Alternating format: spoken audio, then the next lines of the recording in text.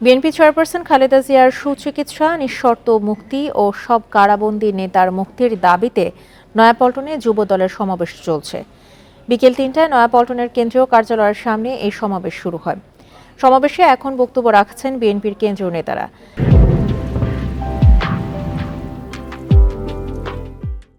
BNP নেতারা তাদের দলের রাজনৈতিক অবস্থান তুলে ধরেন। তারা দাবি করেন, ৭ জানুয়ারির জাতীয় নির্বাচনের চেয়েও উপজেলা নির্বাচনে ভোটার উপস্থিতি কম দেখা যাচ্ছে।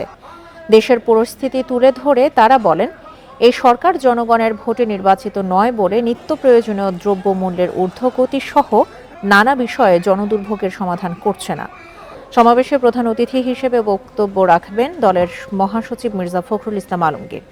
শুক্রবারও পল্টনের কেন্দ্রীয় কার্যালয়ের সামনে সমাবেশ করেছে দলটি। দীর্ঘদিন পর আবারও রাজপথের কর্মসূচিতে সক্রিয় হচ্ছে বিএনপি।